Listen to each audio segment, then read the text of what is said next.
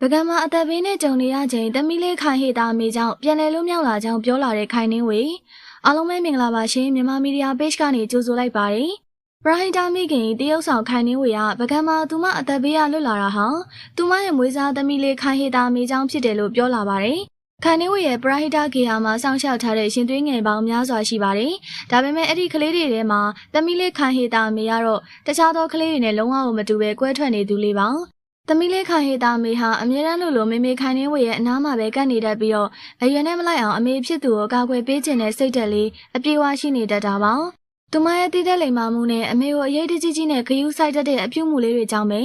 ခိုင်နှင်းဝေကိုယ်တိုင်ကလည်းသမီးလေးကိုသွားလျာခရီးတိုင်းမှာအမြဲတမ်းအနားမှာခေါ်ထားလေးရှိပါတယ်။ဒီလိုမျိုးအမေနာအမြဲကပ်နေတတ်တဲ့သမီးလေးရဲ့အကျင့်လေးရပဲတနေ့မှာတော့မေမေခိုင်နှင်းဝေရဲ့အသက်ကိုကယ်တင်ပေးမဲ့အကြောင်းဖန်လာခဲ့ပါတယ်။ပြီးခဲ့တဲ့မေလ23ရက်နေ့ကဖြစ်စဉ်ကိုပြန်ကြည့်အောင်ပါ။ခိုင်နှင်းဝေနဲ့သူမရဲ့ပရိုဟိတအဖွဲ့သားတွေဟာပုပ္ပားတောင်ကလပ်မှာအလှပွဲပေးပြီးအပြန်ဗကံကိုပြထပန်းဆက်လန်းကနေပြန်လာခဲ့ကြပါတယ်။လမ်းခရီးမှာမြောက်တွေကိုအစာကျွေးခဲ့တဲ့အတွက်လက်ဆေးကျင်တာနဲ့ထမင်းဆိုင်တစ်ဆိုင်မှာကားကိုခဏရန်နာခဲ့ပါတယ်။လက်ဆေးပြီးလို့ကားပေါ်ပြန်တက်ကခီးဆက်ဖို့ပြင်နေတဲ့အချိန်လေးကခိုင်နှင်းဝေတယောက်တိမ်မင်းနဲ့အနီးကပ်ဆုံးအချိန်လေးလို့ဆိုရမှာပါ။အဲ့ဒီအရေးကြီးတဲ့အချိန်လေးမှာပဲအမေနာအမြဲကပ်နေတဲ့သမီးလေးဟေတာမေက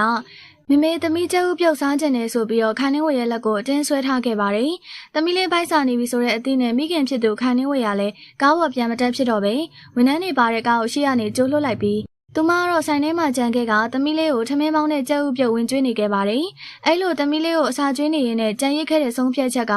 သူမရဲ့ဘဝမှာအမှန်ကန်ဆုံးနဲ့ကံအကောင်းဆုံးအချိန်တစ်ခုဖြစ်လာခဲ့ပါတယ်။ဘာဖြစ်လို့လဲဆိုတော့ရှေ့ကနေကျိုးထွက်သွားတဲ့သူမရဲ့ဝန်ထမ်းတွေစီးနှင်းလာတဲ့ကားဟာဆိုရင်15မိနစ်လောက်ကြာမှတင်အမည်မသိလက်နက်ကင်အဖွဲ့တစ်ခုရဲ့တားဆီးဖမ်းဆီးခြင်းကိုခံလိုက်ရလို့ပါပဲ။ခိုင်နှင်းဝေရဲ့ဖုန်းထဲကိုဝန်ထမ်းကအဖမ်းခံရကြောင်း message ဝင်လာပြီးတော့အဆက်အသွယ်ပြတ်တောက်သွားတဲ့အချိန်မှာတော့အချိန်ကြီးကအတော်လေးကိုဆိုးရွားသွားခဲ့ပါပြီ။တကယ်လို့သာသမီးလေးဟေတာမေကကျဲဥပြုတ်ပူစားပြီးဆွဲမထားခဲ့ဘူးဆိုရင်ခိုင်နှင်းဝေကိုယ်တိုင်လည်းရှေ့ကားနဲ့တူပါသွားပြီးတော့အခုလိုအချိန်မှာဖမ်းဆီးခံထားရတဲ့ဒဇာကန်တယောက်ဖြစ်နေမှာအသေးချပါပဲ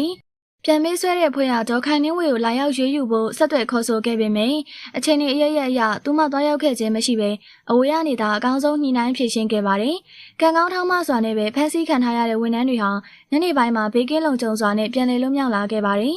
ဒီဖြစ်ရပ်ကိုပြန်လည်သုံးသပ်ကြည့်ရင်ခိုင်နှင်းဝေပြုခဲ့တဲ့ပရိုဟိတာကုသိုလ်ကံတွေကသူမကိုဆောင်ရှောက်ခဲ့တယ်လို့ဆိုနိုင်တယ်လို့လက်တွေ့မှာသူမကိုအသက်ဘေးကနေကယ်တင်ပေးလိုက်တာကတော့သူမအမြဲတမ်းအနားမှာခေါ်ထားလေးရှိတဲ့ချစ်စရာသမီးငယ်လေးခိုင်ဟေတာမေရဲ့နှကန်းလေးရထွက်လာတဲ့ကျဲဥပြုတ်စားခြင်းနဲ့ဆိုတဲ့စကားတစ်ခွန်းကြောင့်ပဲဖြစ်ပါတယ်။မွေးစားသမီးလေးဆိုပေမဲ့အမေဖြစ်သူကိုအလိုလျောက်ကာကွယ်ပေးသွားတဲ့ဒီဖြစ်ရပ်လေးကကြားရသူတိုင်းအတွက်ဝမ်းသာစရာပါပဲ။ဒီဗီဒီယိုကိုကြည့်ရှုနေကြတဲ့သူတွေကရောခိုင်နှင်းဝေပြန်လွတ်လာတဲ့အပေါ်မှာမိမိတို့အမြင်ကိုပြောသွားကြပါအောင်နော်။